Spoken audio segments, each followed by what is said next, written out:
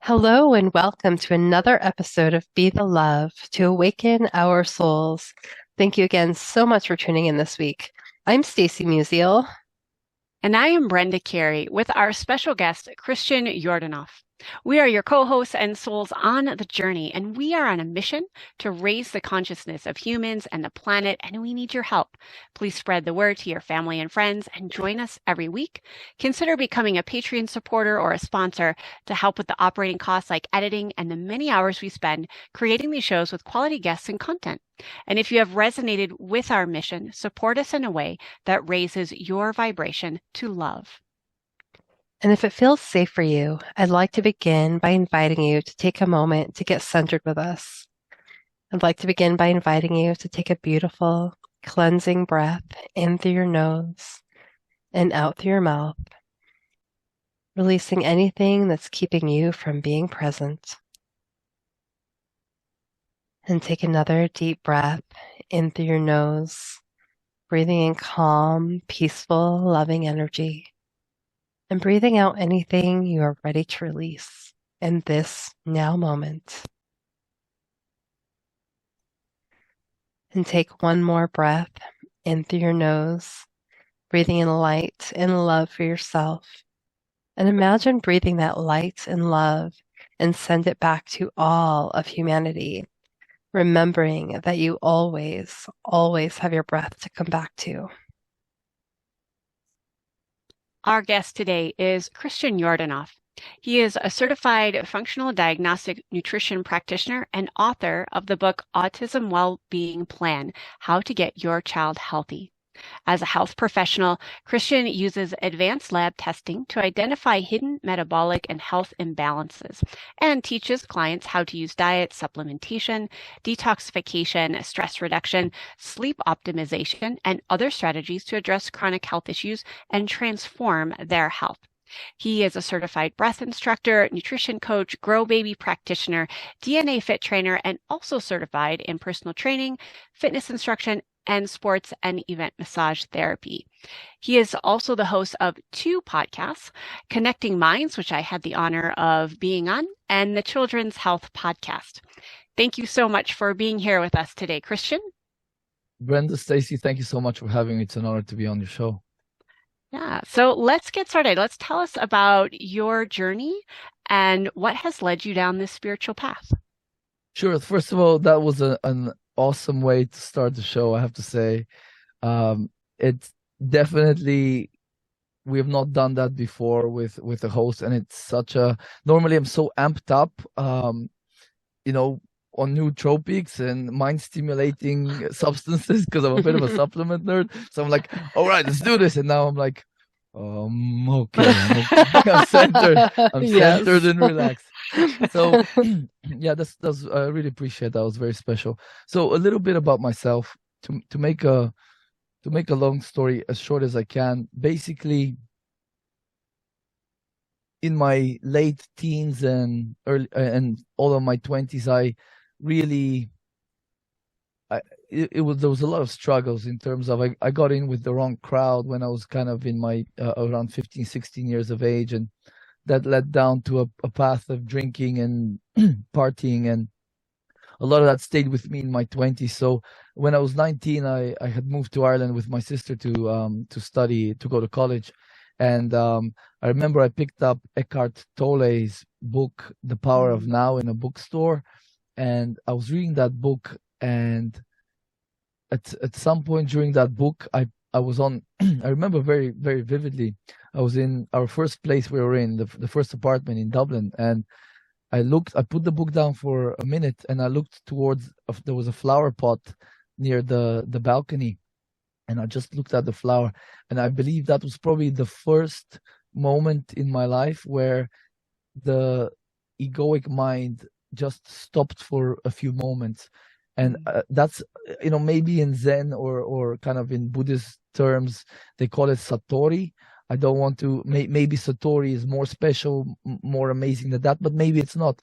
Maybe it's just a moment of the incessant egoic monkey mind stopping for a few seconds, so that you're like, oh, wait, I'm still here. what am I? Well, obviously you say that with the egoic mind, but you realize, I suppose it's a realization rather than a rationalization. You realize your consciousness, and there's probably a degree of separation between the ego and your base consciousness, which I think some of us can probably experience while we sleep. So that was really the start of it. But I would dip in and out of these spiritual things. Since then, I've always been into various different spiritual things and teachings, but I definitely struggled a lot in my 20s in terms of finding my path in life. And it's basically when I met my now wife about 7 years ago, really, is when I started to get into the health side of things, and I saw the people around me, family and stuff, deteriorating, succumbing to illness, and I had to get on I suppose I started researching these things to see whether I will succumb to them, whether they're genetic, whether they're environmental and lifestyle related. And that's when I kind of figured that out, that it's mostly my decisions. That's when I started changing my decisions for the better. And around 2018, a child in my family was suspected of being on the autistic spectrum. And that's what spurred me on to start researching the autism stuff. And eventually in 2020, I published the book. But in that kind of time period, that's when I realized that my spiritual journey here is, I suppose, at a very basic level, it's about cultivating good karma. Whether that I will experience the benefits of that in the next life or in this life is not really consequential to me. Right now, I believe my journey here is to be a part of the solution, quote unquote, be a part of the reparative processes going on, as opposed to that path I had taken in my 20s, where it's a kind of a self-destructive path of just being basically a waste of time, waste of space, and not really contributing much. So I want to, with my mission, and I believe it's a spiritual thing as well as in the material world, is to, I don't know if the world needs healing, but it kind of seems like it. And that's what I want to be a part of, that healing process, if that is really true, because maybe on an even grander scale, it's all perfect. The universe is perfect in its suchness, and maybe doesn't need healing. And we're the ones that probably need to just grow and develop more as spiritual beings to understand the perfection that lies out there. But certainly for my limited human egoic mind, it does seem like there's a lot of stuff going on in the world that needs to be addressed and repaired. And I want to be part of that solution. That's really beautiful. Thank you for sharing that. And so, yeah, it sounds like your personal journey has really, as I think all of us, right, has really led you to your purpose, and what you were seeing as maybe having, with your family member having, being on the autism spectrum, and really catapulting that into doing that research, but also seeing the world, needing healing, or as within, so without, maybe. And so I'm wondering, can you talk a little bit more about that and what you're seeing with chronic health conditions and how that might be impacting personal and spiritual growth? Are you seeing anything along those lines? I think so. When you think about it, right, I think the picture of the mystic, the ascetic, is a little bit of a fiction, right? I'm sure there's a lot of yogis in Asia, maybe in the mountains, subsisting on maybe water, or maybe they're so advanced that they can subsist on breathing and sunlight and stuff like that. But for the average Joe and Jane like us, in order to fully develop spiritually, you need to, that can only occur from a place of what I like to call safety and abundance, right? So if you look at things like or periods like the Renaissance, it was during a relative period of peace, abundance, prosperity, economic growth. And during during war and famine, you don't really see the higher cognitive abilities of people being expressed as art, music. And you can even see, because my wife is a former professional ballerina, she really understands the classical music. So when we listen to classical music, sometimes she say, look at how sort of dark this music is and intense.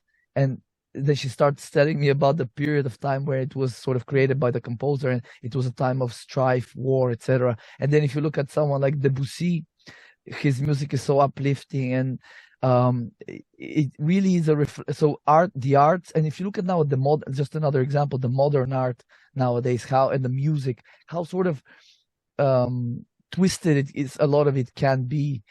It's really a reflection of the collective consciousness, the human psyche, right? So my point there being is, talking about the individual level now. Let's just talk about ourselves as individuals to really, excuse me one second,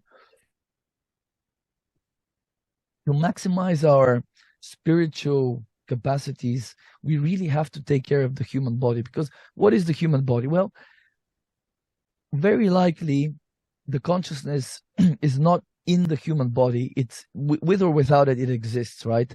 And it's more like the human body is more like a receiver, like a TV or a radio. And if your receiver has faulty parts or parts that haven't been serviced or replaced, you're likely not going to get the downloads from the universe very well, right? You're not going to get those channels very well. So that's how I talk. That's how I see, at least personally, how I see it. So the receiver, the body, there's a lot of things that it's a complex system, one of the most complex systems that we have discovered in the universe, probably the most complex system. So there's a lot of moving parts and a lot of things that can kind of go haywire, even though it's very good at self-healing.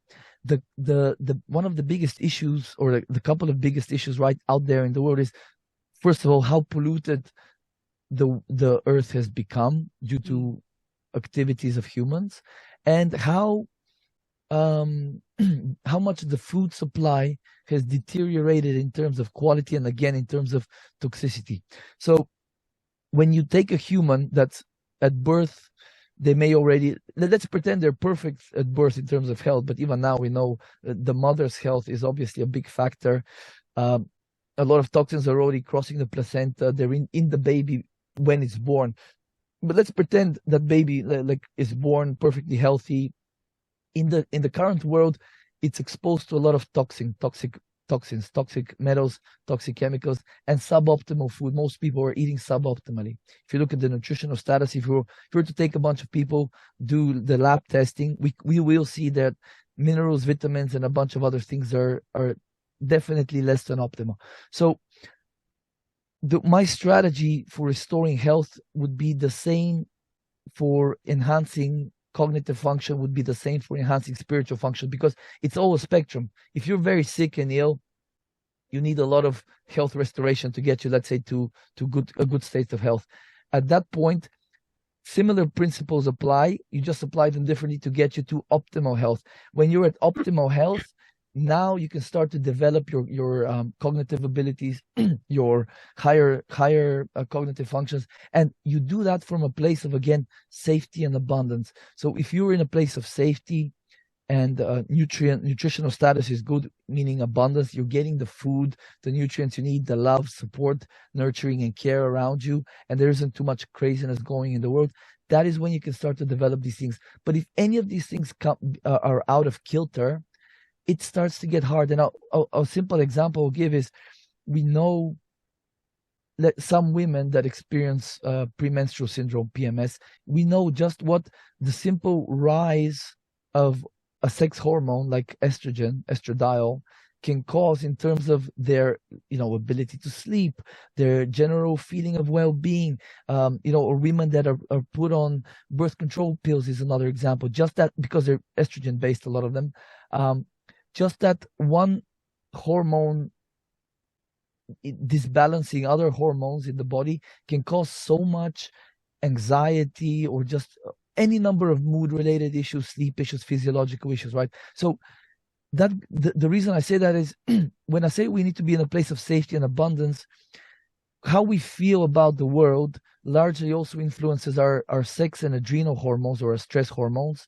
And those can play a really big role in terms of how we feel. If your cortisol is high, if you're stressed, whether that's from looking at your smartphone, arguing with a boss, a client, or from exercising too hard, or from fasting too long, if you're in that stress state, that immediately shuts down your higher cognitive function. So this is what I say, and we can develop it any way you want, but this is what I mean when I say okay, the abundance part is easy, plenty of nutrients, all the macronutrients, protein, fat, and carbs. But the safety aspect, I think, in this current society is really been so twisted. Like you feel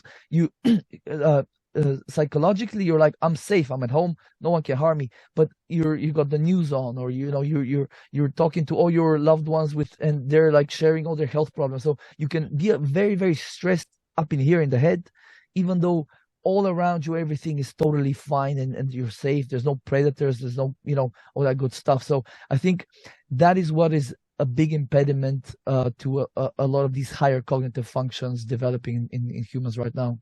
I like how you bring in so many different connections with that. And yeah, let's unpack some of that. You mentioned like our earth with the pollution in the air and our food supply being, not as nutrient as it used to be. So we're absorbing these toxins, whether through our skin or whether we are ingesting them. And that's one layer.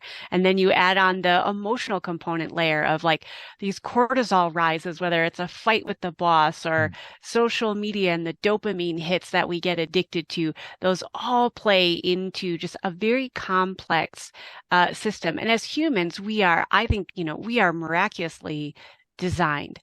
And we can only take so much. After a while, the body and the mind, the cognitive function, they do begin to shut down as a protective mechanism. Yeah. I know with my own autoimmune condition, like my body was just telling me too much. And my brain, I was absorbing almost too much information. So it's interesting how you pull in all these different pieces. And I think it's really interesting to look at this connection. Our earth is suffering. I mean, there is more pollution. I mean, there's definitely strides towards making that better. Our food supply, the depletion of the soil. So it's like, so without, what we see on the outside is happening also within us. So let's kind of take this one piece of like, I know you are definitely an expert in detoxification. And so let's say for various reasons, we are exposed to a lot of these pollutant types of toxins that affect our liver and other organs. Like, what are some helpful things, protocols that people can do to begin to start that detoxification process when we are exposed to so much on this planet? Yeah. That's a very important question. And so I can kind of go over what I do with clients, let's say. So the first thing is start adding things that are likely missing. And when it comes to minerals, this is a big component of it, because if your diet is deficient in zinc, for example, your body will take up more cadmium. Now, the way these elements are putting columns on the periodic table, certain ones, for example, cadmium and zinc, they fall in the same column. Same with lead and calcium. The reason they're arranged in that way is because they share similar properties. I'm not a chemist. I really don't understand how it works. But from what I've researched, if your diet is deficient in calcium, is another example, the body will take up more lead, and the lead will displace the calcium in the bones. Similarly, cadmium can displace zinc in certain enzyme binding sites, and there's other examples of this. A diet low in iron can also predispose to toxic metals being absorbed by the body. So the first thing we start adding back minerals and vitamins and amino acids that may be lacking. Now, with zinc, for example, would be probably the first or the second mineral I would add to somebody's protocol, along with magnesium, a good source of magnesium, because magnesium, it really is needed for the energy system. So ATP, the molecule that kind of carries energy, quote unquote, adenosine triphosphate, that's bound to magnesium. That's kind of it's carried in that sort of complex. And so what that means is you need energy to even to relax. So people that are very wired and they can't relax even though their muscles are very stiff, when you give them magnesium, the reason they relax is not necessarily because magnesium is a relaxing mineral per se. It's because they were lacking the energy or the ability to produce that energy and carry it around the places where they need it in order to relax. It's kind of complex, but so we start remineralizing the body, and when you start doing that, you literally start pushing. So the pretend if it's a pipeline and you got zinc and magnesium and calcium coming in, and the body is just picking things, it's like, I'm gonna use zinc here. Okay, let me remove this cadmium that was doing 60% of zinc's job before. I don't need it. I have a better thing to replace this part with. So cadmium and other toxic metals, lead, they start getting pushed out, and we can test it in the hair. When you put someone on a nutritional protocol, the hair toxic metals go up, like mercury, lead, aluminum. Obviously, more advanced tests can be done in the blood and in the urine. So we start with the minerals. We also add B vitamins because, again, you need energy to do all of these processes. So this detoxification process. Then we make sure the person, or that it's actually one of the first things, but it's all done together. We make sure the person is eating enough protein, because the main detoxification enzymes, they're made of amino acids, which are building blocks of protein. So if you are under an increased toxic burden, you're using more of these detoxification enzymes, and some parts of them, they get excreted out with the toxin. It's like you're packaging it up, and then that amino acid is gone. So we start supplying things like glycine and acetylcysteine to upregulate the production of glutathione, which is kind of the main cellular antioxidant. So those are the very basic things, but as basic as they sound, they're so powerful, because most of us right now in the world we may be well fed or overfed, but many of us are actually malnourished or starved for the actual nutrition in that food. First of all, some of us are eating a lot of junk calories, a lot of seed oils, especially in the States, especially in Western Europe.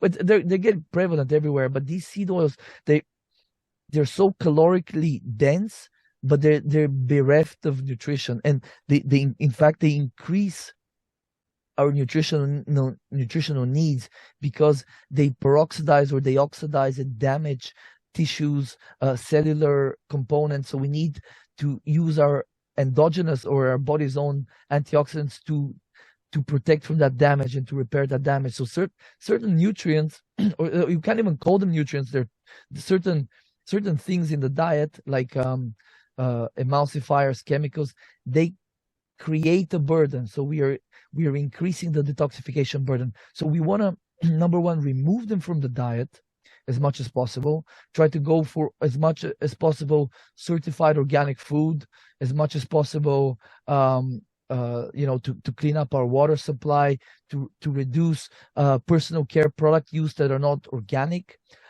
So these are things to reduce the influx of toxins. Then the stuff I talked about, like the minerals, high quality supplementation, high quality protein, enough carbs, because again, we need energy to do all of these things. That will be the second step, right?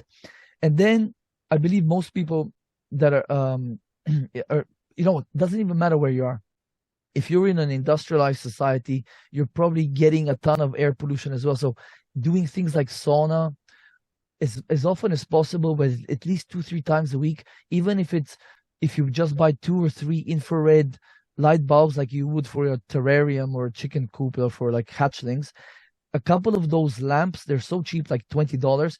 If you position them around your body in a corner of your apartment or your house, and just get a sweat going, even a light sweat, 2-3 times a week, or every 5th day, or every 2nd day rather, while you're reading a book or while you're watching something on TV, is a really good way to stimulate extra toxins coming out, because a lot of these toxins from plastics especially, a lot of them are what is known as lipophilic.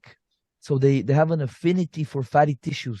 So it seems like the body is sequestering them in our fatty stores, but the problem is that a lot of vital organs like the brain have a lot of fat in them, so they have an affinity for those stores. So the sooner we get them out of our body via sweat, the less likely that they're going to stay there and then cause damage, and then that damage again will cause more inflammation, more nutrients required to quell that inflammation. Therefore, we are getting more depleted instead of, again, what we were talking about earlier, instead of using that energy to write a book or write a song or paint a picture or love your kids or teach and create. Instead of doing those things, and I believe this is why a lot of people are sort of sick and unhealthy and unhappy, is because that energy is being sucked towards just basic survival. And then, like you said, Brenda, well, that's when you shut down these higher desires and higher cognitive things, and you're just like, I just want to get through the day. I want to go home. I want to have a glass of wine, or I want to like watch my Netflix. Nobody talk to me. Nobody, just leave me alone. And literally, if you take a depressed person and you start doing all of these things, a lot of the time, I know sometimes it's situational, it's trauma, it's stress, but if you start doing these things and you up the energy level, it's almost impossible to be in a high energy state and to be depressed, right? Yeah, thank you. Thank you for sharing that. And so I'm wondering, so you mentioned a little bit about things we can add in and some ways to detox. I'm wondering, what about the lymph system? I've been hearing a lot about the lymph, and it's so important, as their circulation. It's but it doesn't have a pump, right? And so, wondering if there's anything people can do to help support that lymph, and how important is the lymph? Yeah, the lymph. I don't know much about it. I don't think we know much about it in general, but I think one reason nowadays why our lymph system is congested is actually just because of a lot of us have a very sedentary lifestyle, and this office work or being in cars, sitting on the couch. We're not moving enough, and we're not stimulating that lymph. So I actually got a rebounder a few months ago. Mm-hmm. That's, Nice. I think, the first thing people will tell you, how to get your lymph going. There's a lot of other benefits. Actually, it's quite a good exercise. My heart rate was up very quickly from the rebounder. I could feel my calves working. So, point there is we really have to sitting there. Some people are saying sitting is the new smoking, which in many ways, when you think about it, it kind of is, because it's causing just congestion, because this body was created to be moving. So the lymph system, I would start there. If somebody's sedentary, I'll definitely start thinking about more ways to move. If you're at a computer 8 hours a day, I would find an excuse every 20, 30 minutes to get up, do a little stretch, move around, whatever, just stretch your neck and stuff like that. That's a good start. Now, another thing that could be a massive problem is, like I said, a lot of endocrine disrupting and other toxins are lipophilic. So they have an affinity towards fatty tissues. And when you eat fats, when they're in your gut, they actually, when they get absorbed into the lymphatic system. So most fats don't actually get absorbed and sent to the liver, like carbohydrates, amino acids, and glucose and stuff like that. The most fats, except medium chain triglycerides, MCTs, like in coconut oil, they go through the lymph system. If you have a lot of toxins, so if you're not eating certified organic food, especially a lot of dairy and animal fats that are not raised in really good environments, that's a very big source of these things like phthalates and flame retardants, PBDEs, BPA, bisphenols A, B, C, F, Z, S. There's a ton of different ones. So I believe that's another reason why people are, like, the lymphoma is becoming more and more prevalent. Younger people are getting it. I was talking to somebody in their early 40s that was diagnosed with lymphoma, and it's like, it's not normal for people this young to be developing cancers and conditions like that. So I believe that's one mechanism where we are we are unknowingly getting a lot of lymph congestion. And what happens is when this stuff is in your lymph system, now it's either causing inflammation or tissue damage, and it's again using up your resources, and that inflammation is a damaging process. The other thing is the liver. A lot of the stuff that goes into the circulatory system, the lymphatic and the circulatory system, they meet together, and that their meeting point, eventually those things that were in there will be the liver, so they get detoxified, excreted, and having a congested liver is going to make the whole process sort of really much worse. And when Brenda was on my show, we were talking a little bit about the liver flushes, and this is something that I cannot. I'm constantly telling people, any opportunity I can. Have you heard of the liver flush? Why don't you do a few liver flushes? You trust me, you will feel amazing. So doing liver flushes can really help to decongest the liver, and that it's like, I don't even know how to say what example to give, but it's like when you have a really blocked up, let's say, Hoover. It's because the filter is really blocked up. If you take it out, throw it out, put in a new filter, now your Hoover is really sucking really well, and it's cleaning really well. So when your liver is congested with there's a bunch of, they're called, in the medical term is intrahepatic stones. So stones inside the liver, they're basically coalesced bio and bile acids and bile salts, and sometimes parasites, sometimes toxic metals and other toxins. So these kind of block up our bile ducts, and basically bile can't flow as well. And that's another reason why a lot of folks can't digest their food very well. They might not get they might not get a lot of nutrition out of the food. So take two people, one with a congested liver, one without, give them the same food, the same nutrients. The one with the congested liver will not be able to extract the same amount of nutrition from that food. Again, this is another cause for why people are overfed or well fed, but they're showing all signs of malnourishment, deficiencies, and disease, right? So I think that's a big missing piece. So now there's been a big trend for gut health in the last few years, which is awesome. But the liver and the gallbladder, or the biliary system, the hepatobiliary system, is a big part of that, because that's where the bile comes. We have a bunch of obviously enzymes that come from the pancreas, but these are all a part of the digestive system. So if you just focus on the gut health and you forget about your liver, I think you will not get as optimal results as if you focus on the whole body. And that includes, doing kidney cleanses, doing liver flushes, doing enemas to decongest the other end. It's really, we have to take a holistic approach to health if we want to really achieve that optimal health from which the higher cognitive functions can flourish.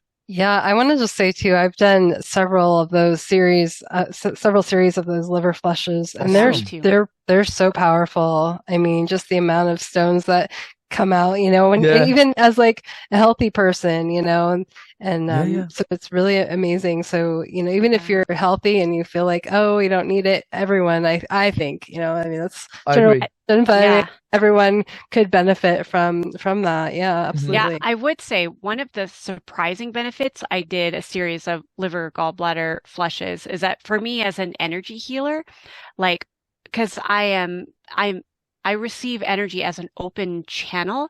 And when some of those toxins I didn't even know were in there, I think there was some parasite issues for me as well.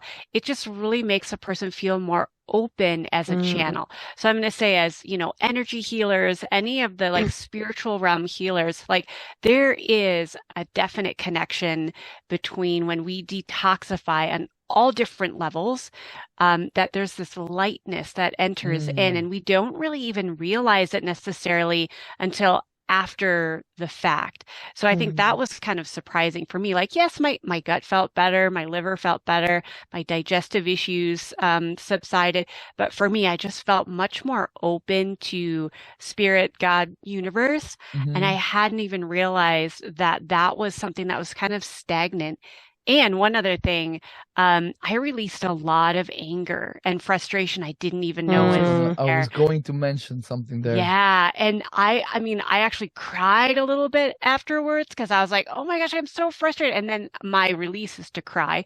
Other people have different releases, but I think that's really important. I know we're looking at like a lot of the physical benefits of detoxification, but know that from a holistic perspective, that can translate into so many different other types of emotional releases, spiritual openings and awakenings that can occur. And I know I'm not the only one that has experienced this. So I wanted to add that in as detoxification is so much more. And then I would love, you started mentioning about gut health. Go ahead. Can I just you prompted me to remember a couple of things. So I did 4 liver flushes in 4 weeks around June to July this year, a couple of months ago. And definitely the day, if you're new to liver flushes, the day after you may feel a bit weak, especially if you're used to eating more food, and then on the day of the flush and the day after you don't eat as much food. So some people feel a bit weak, but it goes away once your liver function improves. But now, when I do a liver flush, the next 2-3 days at least, sometimes more after that, I feel like I'm floating on a cloud. And someone characterized it, another podcaster characterized it that after you do a liver flush, you feel like you're 7 years old. Something is just like, it's so rejuvenating. Like I'm like genuinely having like almost like a feeling of like you're high. Like on an entheogen, like San Pedro, like some empathetic sort of heart energy kind of exuding. Now, what you were saying about anger and stuff, actually, this is I don't know, was it in Chinese TCM, in Chinese medicine? I think the gallbladder is where it has to do with anger and resentment and holding grudges. The liver. And the liver too. Yeah. So you know how they have this kind of saying, if someone has a very bileless personality, they're kind of angry. So I also noticed that after a number of flushes, I was less getting less pissed off about just stupid little things like traffic and stuff like that. So that definitely helped. It has to do, probably has to do with how we have all these meridians flowing. So if you have a blockage of the chi moving, getting the stones out, it's literally like any other blockage you might have anywhere in the body. And then there was one more thing you were mentioning, but then I forget now. There were so many things were popping into my head when you were talking there. So anyway, let's move on. But I think definitely if you're like a healer or working with energy and stuff like that, it's one of those things where not enough can be said. We can look at the physical, like you said, Brenda, we can look at the physical benefits, like pooping better, digesting your food better, but there's a number of qualitative, nebulous things that I can attest to. Just really, there's real benefits you can't verbalize or put your finger on, but it's amazing how like you just feel more open, if you know what I mean. Yeah, absolutely. That was a surprising benefit for me. And we talked a lot about detoxification. I want to shift a little bit into like, okay, so let's say we've done some detoxification protocols.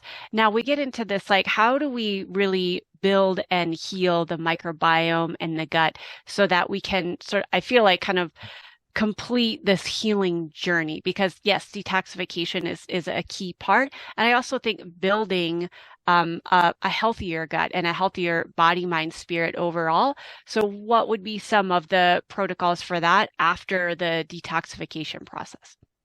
Well, you could incorporate them together, but one really good and I think it's quite ancient, one really good method of purification, detoxification, and sort of improving gut function would be just your humble, simple old activated charcoal. So a couple of times a week, I believe most people would derive benefit from taking a few capsules of activated charcoal. And let me explain why, right? So when many of us have these so-called gram-negative bacteria, which their cell wall there's a component or a fragment called lipopolysaccharide, also known as endotoxin. It's a recognized medical thing. And when they live and die, obviously, when they die, the cell breaks open, and obviously the little toxins come out. But the fragments of cell wall are highly inflammatory to our gut, and they can get into our bloodstream, activate the nervous system. They can even open up the blood-brain barrier and cause mayhem in the body. Now, when you take activated charcoal, you're binding up a lot of these guys. So that's a really good thing to do once in a while, once, twice a week. If you have gut stuff, probably more often would be even more helpful. Now, what causes these bacteria to proliferate? It's actually the fiber that we eat. So this is why I don't like it when a practitioner is out there telling everybody to eat more fiber. Some people, you're actually going to make their problem worse if they eat a lot of fiber. So we have to really take a personalized approach. And if we can't, what you probably want to do is at least what I do, right, and I recommend to my clients is, let's say you have a gut problem, or you just want to do a cleanse once or twice a year. Ideally, with the change of the seasons, let's say in spring and autumn, it's good to do like even a 1 week, but a 2-3 week gut cleanse with some herbs. So Artemisia for parasites, cloves for parasites, grape seed extract is good for yeast and candida, oregano oil. So just there's a number of different herbs that we can use to just gently cleanse the system, right? What that does is it knocks down these gram-negative bacteria, and now you can probably eat more fiber without it causing a problem. You can probably eat a lot more foods without having reactivity. I believe a lot of people that can't tolerate foods, if you whack those kind of more pathogenic, dysbiotic or opportunistic bacteria, a lot of their stuff improves. A lot of food intolerances improve. Like some people that can't drink milk, they do a gut cleanse and they can drink milk fine. It doesn't have to be A1 or A2 or goat milk. They drink any old milk if they want to, and they don't have gas and stuff like that and bloating. So I think a lot of us are living with perturbed microbiotas because, again, the toxins in the environment, our suboptimal nutritional status. A lot of us, just from a zinc deficiency, because zinc is required for the hydrochloric acid to be produced in the stomach. If you're deficient in zinc, you're not producing enough stomach acid, and that can cause a lot of these bad guys to either invade, or if they're already there, to overgrow. So doing this cleanse I'm talking about, and there's a great product, I don't have it here, but if anyone's interested, my favorite full spectrum herbal cleansing product is called biocidin.com. And it's such a delicious, it's kind of like a tincture formula. It works with kids. I've been giving it to my daughter since 6 months of age. It works just for anything, for parasites, candida, and there's obviously if there's parasites and like real serious dysbiosis, we want a even more comprehensive approach. But that's just a really, like I said, every year, twice a year, myself, my wife will do like a cleanse with that, and a couple of liver flushes each time. So that is a really good way to make sure no baddies, quote unquote, are overgrowing. The charcoal is an added sort of insurance policy. And I think, to be honest, that is where a lot of people's problems are coming. A lot of people that can't tolerate various foods, it's you're either not producing enough hydrochloric acid, and because zinc is also required for a lot of digestive enzymes that are created in the pancreas. That can also be another reason how a zinc deficiency can cause dysbiosis eventually. Because if you're not breaking down the food fully,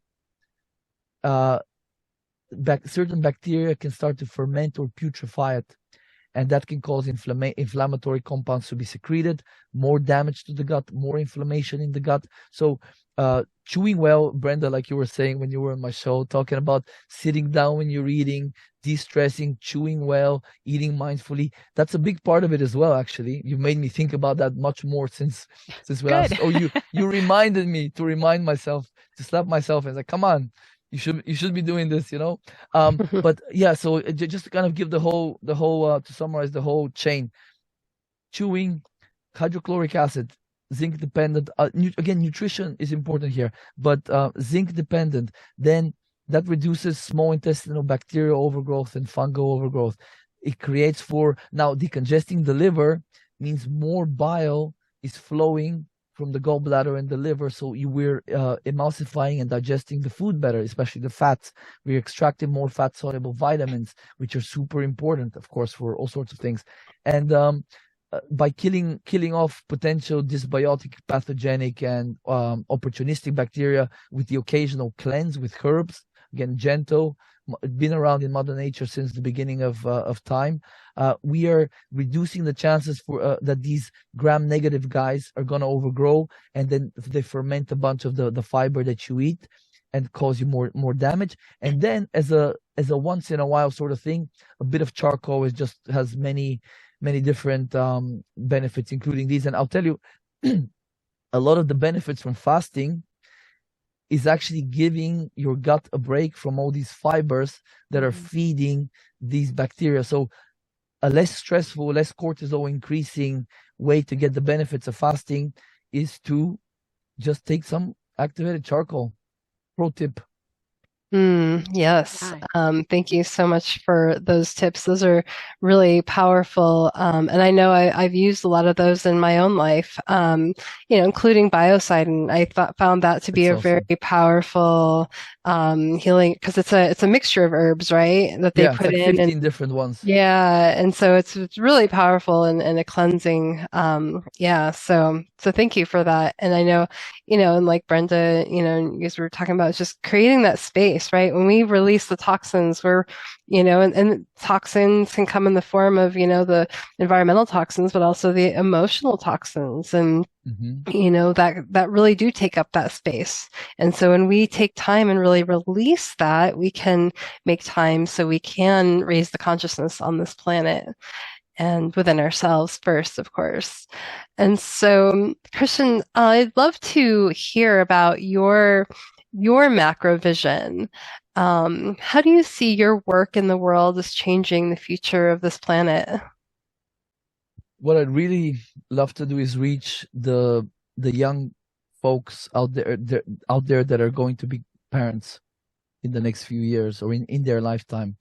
I think if we can teach the parents, even if they have small kids, but especially if they're still in their late teens, early 20s, whatever else, if we can reach them now and teach them to start making these small changes. Again, these changes are not on the grand scheme of things, switching to organic food, buying a reverse osmosis system, learning that you need to have a HEPA air filter, just these little tiny things, reducing uses of plastics, personal care products. If you can incorporate these into your daily life, cooking meals at home, then when you have a child and you have those habits, you're just going to operate from your default baseline level. If you have a small kid, like let's say some of my clients, their kid maybe 2 or 4 years old, and now they suspect they're on the spectrum or they've already been diagnosed, it's very difficult to crowbar all the interventions that I talk about in my book when you have 1 or maybe even 2 small kids to deal with and a job and everything else.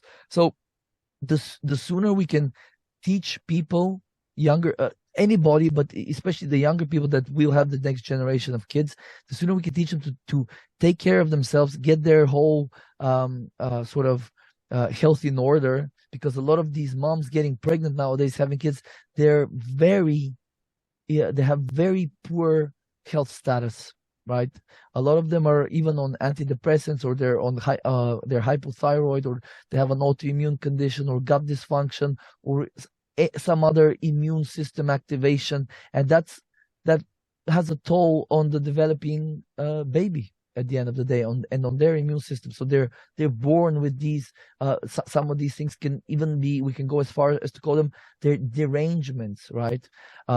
Even some moms of autistic kids have been tested for antibodies to the fetus's brain. So there's a lot of these are, again, the root cause of these things is suboptimal health status, which is a product of toxicity, suboptimal nutrition. Really, at the end of the day, it's those couple of things, and a lot of stress. So if this is I suppose I'm doing other things right now. I want to increase my reach in terms of how many people I can reach. Let's say if I want to send an email or social media message, I want to be able to reach a lot of people, and I want to be able to help influence them to influence others around them. And it's like if you take one person like myself 10 years ago, if I took that 27, 8-year-old kid and I taught him all the things I know now, that's a man that is going to be an amazing dad, a healthy person, contributing well to society, that will teach their kids how to take care of themselves. They will take care of his wife or partner when she's pregnant. So the sooner we can make these things cool and reach these kids, I think the sooner in one generation, we could make tremendous change. Now, I'm not a hopium dealer here. I know it won't happen in one generation, but the impact we can have with the internet and these tools we have here, it can be tremendous. So this, I think at the end of the day, when I die, I want to know that I made a dent in this side of things. Absolutely. I hear you on that one as well. So please tell our listeners where they can find you and anything you're currently working on. Thank you so much. My website is my name, ChristianYordanov.com.